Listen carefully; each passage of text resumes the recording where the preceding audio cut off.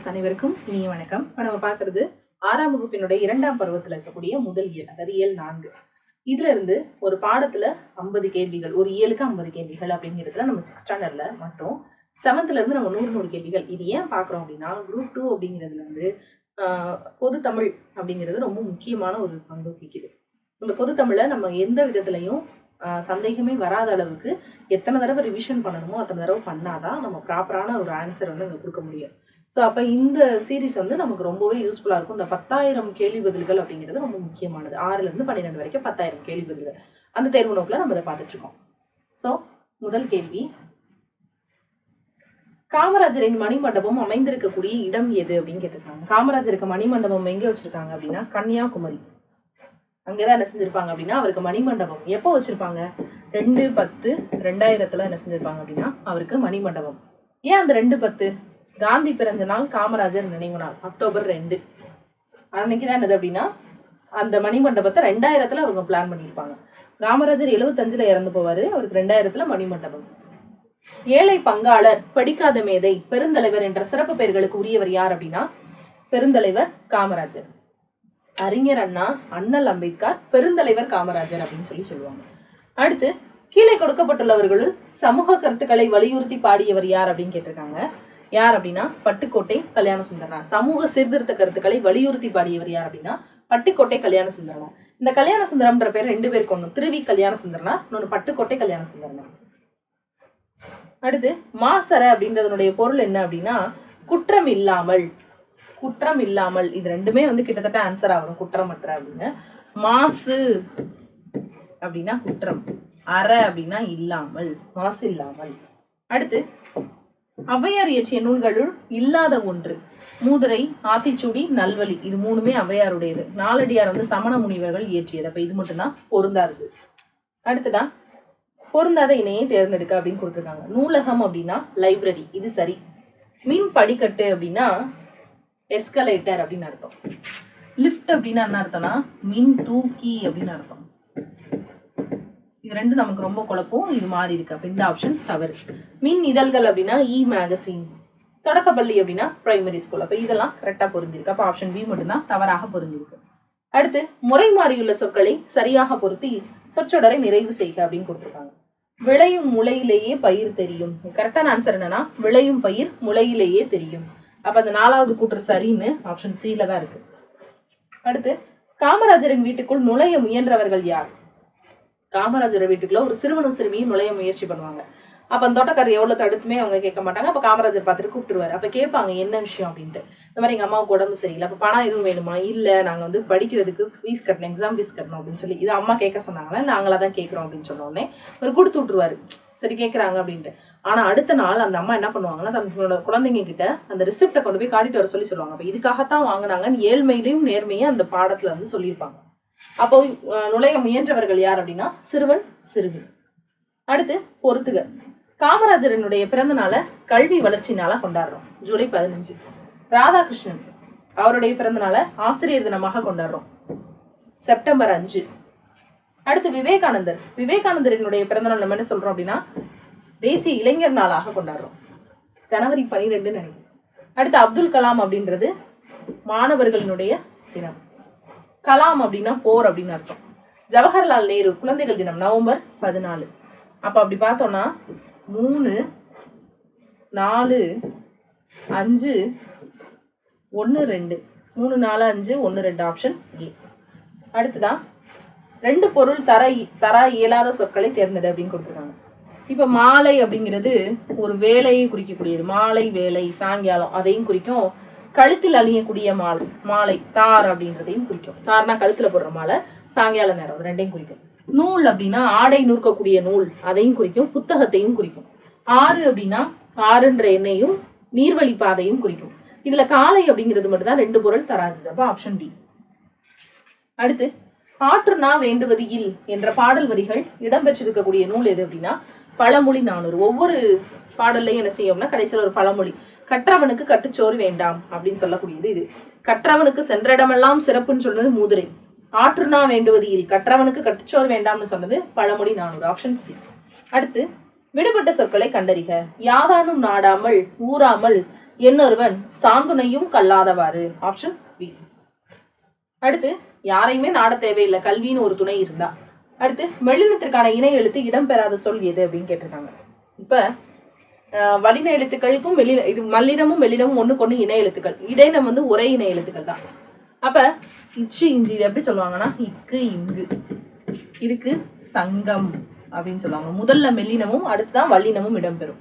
கசட தபர வல்லினம், எங்கன நமன மெல்லினம். அப்ப சங்கம் மெல்லினத்துக்கு அடுத்து வல்லினம். அடுத்துதான் இஞ்சு இச்சு இஞ்சு மஞ்சள், மெல்லினத்துக்கு அடுத்து வல்லினம். அடுத்ததா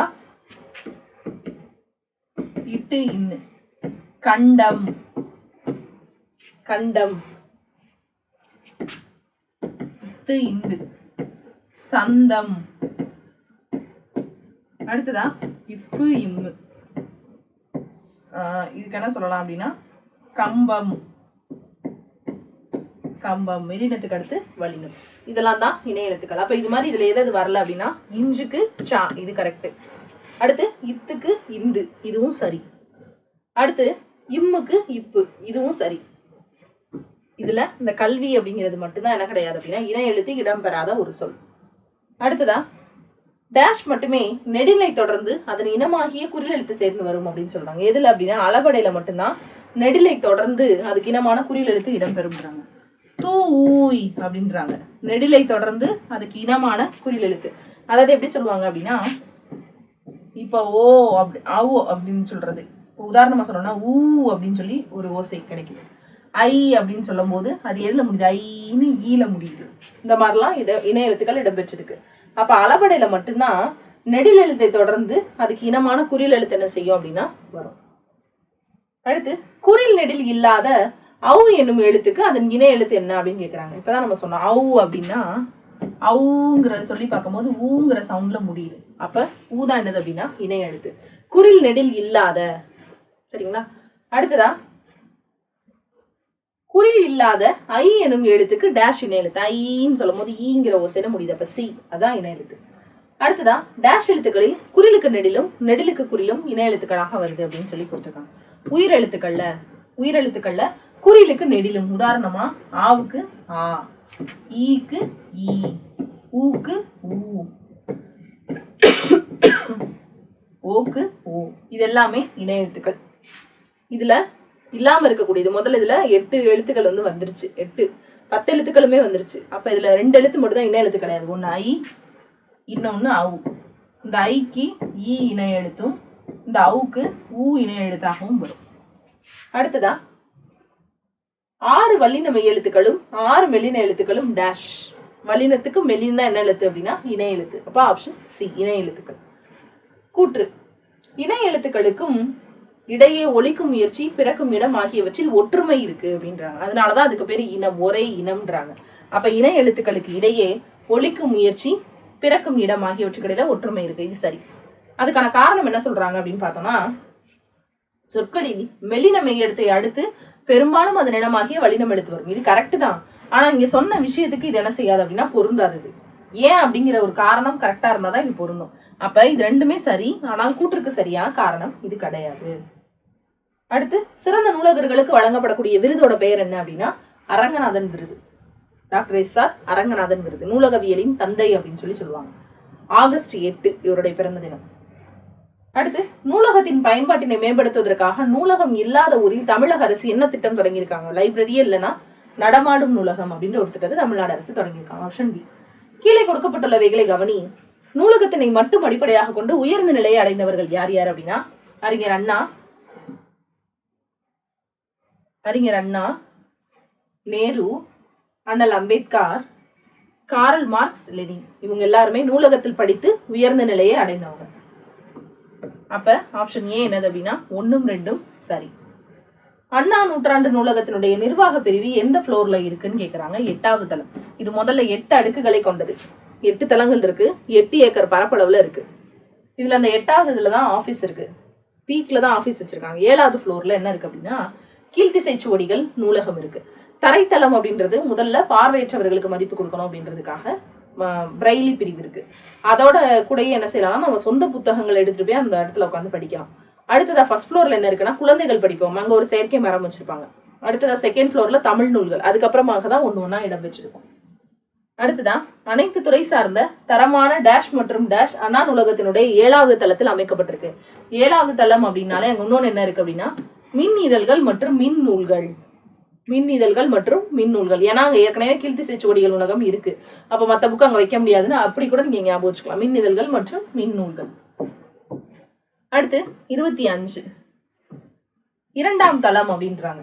செகண்ட் ஃப்ளோர்ல என்ன இருக்கு, ஃபர்ஸ்ட் ஃப்ளோர்ல வந்து பிரெய்லி நூல்களும் சொந்த நூல் படிப்பகம் இருக்கு, கிரவுண்ட் ஃப்ளோர் இது வந்து. அடுத்ததான் ஃபர்ஸ்ட் ஃப்ளோர்ல வந்து குழந்தைகளுக்கானது. 2வது ஃப்ளோர்ல என்ன இருக்கு அப்படின்னா தமிழ் நூல்கள் இடம்பெற்றிருக்கு. 2வது ஃப்ளோர்ல தமிழ் நூல்கள் இடம்பெற்றிருக்கு. 5வது ஃப்ளோர்ல கணிதம், அறிவியல், மருத்துவம். அடுத்ததா 3வது ஃப்ளோர்ல என்ன இருக்கு அப்படின்னு பாத்தீங்கன்னா கணினி அறிவியல், தத்துவம், அரசியல் நூல்கள். அடுத்ததா 4வது தளத்துல பொருளியல், சட்டம், வணிகவியல், கல்வி. அப்ப ஆப்ஷன் ஏ 2, 1, 4, 3. அண்ணா நூற்றாண்டு நூலகத்தினுடைய 7வது தளத்துல எந்த நூல்கள் பாதுகாத்து வைக்கப்பட்டிருக்கு அப்படின்னு சொன்னா வரலாற்று நூல்கள். ஏன்னா அங்க கீழ்த்திசை சுவடிகள் நூலகம் இருக்கு, அப்ப வரலாற்று நூல்கள், புவியியல் நூல்கள், சுற்றுலா நூல்கள் எல்லாமே அங்க பாதுகாத்து வச்சிருக்காங்க. அப்ப மேற்கூறிய அனைத்தும். அண்ணா நூற்றாண்டு நூலகத்தின் டேஷ் தளத்தில் ஓலைச்சுவடிகள் பாதுகாக்கப்பட்டிருக்கு. 7வது தளத்துலதான் ஓலைச்சுவடிகள் பாதுகாக்கப்பட்டிருக்கு. நூலகத்தினுடைய செயற்கை மரம் அமைந்திருக்கக்கூடிய பகுதியில டேஷ் மேற்பட்ட டேஷ் குழந்தைகளுக்கான சேகரித்து வைக்கப்பட்டிருக்கு. அதாவது செயற்கை மரம் அமைந்திருக்கக்கூடிய 1000க்கும் மேற்பட்ட என்ன இருக்கு அப்படின்னா பல்லூடக குறுந்தகடுகள் குழந்தைகளுக்காக சேமிச்சு வச்சிருக்காங்க. 1000க்கும் மேற்பட்ட பல்லூடக குறுந்தகடுகள் அது வந்து சேமிக்கப்பட்டிருக்கு. செயற்கை மரம் எந்த ஃப்ளோர்ல இருக்குன்னு கேட்டாங்கன்னா ஃபர்ஸ்ட் ஃப்ளோர்ல. குழந்தைகளை மகிழ்ச்சியான சொல்ல படிக்கிறதுக்காக டேஷ் 1 முதல் தளத்தில் அமைக்கப்பட்டிருக்கு அப்படின்னு கேட்டிருக்காங்க. செயற்கை மரம் 1 முதல் தளத்தில் அமைக்கப்பட்டிருக்கு. அடுத்து டேஷ் தளத்தில் பார்வை திறன் குறைபாடுடையோருக்கான பிரிவு உள்ளது. அவர்கள் தொட்டு பார்த்து படிப்பதற்காக டேஷ் நூல்கள் இருக்கு அப்படின்னு. அப்ப தரைத்தளத்துல என்ன இருக்கு அப்படின்னா பார்வை திறன் குறைபாடுடையவர்களுக்கான பிரிவு இருக்கு, அவங்க தொட்டு பார்த்து படிக்கிறதுக்காக பிரெய்லி நூல்கள் அந்த இடத்துல வச்சிருக்காங்க. Option C. இந்திய நூலக அறிவியலின் தந்தை என அழைக்கப்படுறவர் யார் அப்படின்னா அரங்கநாதன். Option A. ஆசிய கண்டத்திலேயே மிகப்பெரிய நூலகம் எங்க இருக்குன்னா சீனால இருக்கு. 2வது பெருசு எது அப்படின்னா நம்ம சென்னையில இருக்கக்கூடிய அண்ணா நூற்றாண்டு நூலகம். இப்ப இது ஆசிய கண்டத்திலேயே மிகப்பெரிய நூலகம்னா சீனால இருக்கக்கூடியது. Option C. அண்ணா நூற்றாண்டு நூலகம் டேஷ் அடுக்குகளை கொண்டது, 8 அடுக்குகளை கொண்டது. இந்த நூலகம் எத்தனை பரப்பளவில் அமைஞ்சிருக்குன்னா 8 ஏக்கர் பரப்பளவு. அப்ப ஆப்ஷன் சி 2, 8, 8. ஆசிய கண்டத்திலேயே 2வது பெரிய நூலகம் சென்னையில இருக்கக்கூடிய அண்ணா நூற்றாண்டு நூலகம். காடு கூட்டல் ஆறு அப்படின்றது சேர்த்து எழுதும் போது கிடைப்பது என்னது அப்படின்னா காட்டாறு. ஆப்ஷன் ஏ காடு கூட்டல் ஆறு காட்டாறு. நெடில் தொடர் குற்றியல் உரங்கள்ல ஒற்று இரட்டும் அப்படின்ற விதிப்படி இந்த இட்டு இந்த டூவுக்கு பிரிக்கும் போது இட்டு கூட்டல் ஊ தானே, அப்ப இந்த இட்டு இடம் பெற்றிருக்கும். காட்டு கூட்டல் ஆறு, உயிர் வரின் உக்குரல் மேய்விட்டோடும்ல இந்த உகரம் போயிடும். இது 2 சேரும் போது உடல் மேல் உயிர் ஒன்றி காட்டாராக மாறும். பள்ளிக்கூடம் செல்லாததுக்கு ஆடு மேய்க்கக்கூடிய சிறுவர்கள் சொன்ன ரீசன் என்னன்னா ஆடு மேய்க்கிறதுக்கு, அதாவது எப்படி சொல்றாங்கன்னா ஊர்ல வந்து பள்ளிக்கூடம் இல்லைன்றாங்க. ஆடு மேய்க்க ஆளுன்னு சொல்லல, ஊர்ல பள்ளிக்கூடமே இல்லைன்றாங்க. அப்போ ஆப்ஷன் பி. ஏன்பா சாப்பிடல அப்படின்னு கேட்டா சாப்பாடு இல்லை, அப்போ ஒருவேளை உணவு கொடுப்பாரு. ஏற்றத்தாழ்வின்றி படிக்கிறதுக்காக சீருடை கொடுப்பாரு. அடுத்து காமராஜருக்கு மணிமண்டபம் எந்த தேதியில அமைக்கப்பட்டிருக்கு, ஃபர்ஸ்ட் எங்க அமைக்கப்பட்டிருந்ததுன்னு சொன்னாங்க கன்னியாகுமரியில. இப்போ எந்த வருஷம்னு கேட்டிருக்காங்க 2/10/2000 அமைச்சிருக்காங்க. Option A.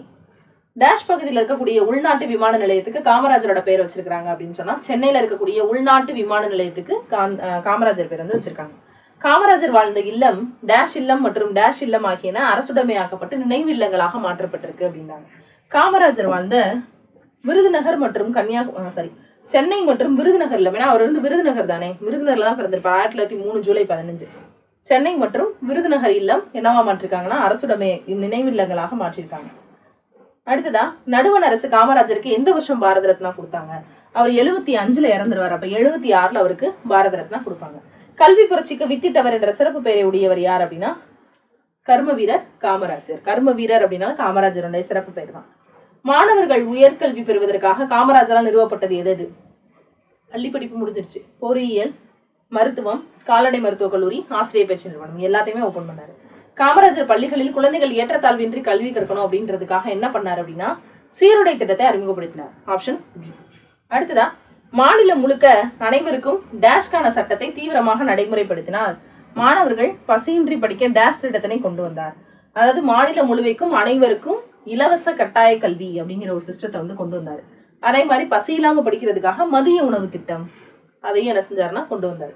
இது பின்னாடி சத்துணவு திட்டமாக விரிவுபடுத்தப்பட்டுச்சு. அடுத்து பின்வருவனவற்றுள் சரியானது எவை அப்படின்னு கேக்குறாங்க. காமராஜர் கருப்பு காந்தி என அழைக்கப்படுறாரு. சரி. இவர் பெண் கல்விக்கு வித்திட்டாருன்றாங்க. பெண் கல்வி பத்தி இவர் பேசவே இல்லை. பாரதிதாசன் பெண் கல்வியை பத்தி நிறைய பேசியிருப்பாரு, பாரதியார் பேசியிருப்பாரு. காமராஜர் சீருடை திட்டத்தை அறிமுகம் செய்தார். சரி. காமராஜர் பல கிளை நூலகங்களை தொடங்கினார் அப்படின்னு கொடுத்துருக்காங்க. அதுவும் சரி. அப்ப எது மட்டும் கிடையாது அப்படின்னா பெண் கல்விக்கு வித்திட்டார்ன்றது கிடையாது. அப்ப ஆப்ஷன் பி 1, 3, 4 என்னது அப்படின்னா சரி. காமராஜரை கல்வி கண் திறந்த வள்ளல் அப்படின்னு அவரை பாராட்டினவர் யார் அப்படின்னா தந்தை பெரியார். காமராஜரை கல்வி கண் திறந்தவர் அப்படின்னு சொல்லி மனதார பாராட்டியவர் யார் அப்படின்னா தந்தை பெரியார். நாம் டேஷ் சொல்படி நடக்க வேண்டும். மூத்தோர் சொல் வார்த்தைகளை மீறக்கூடாது.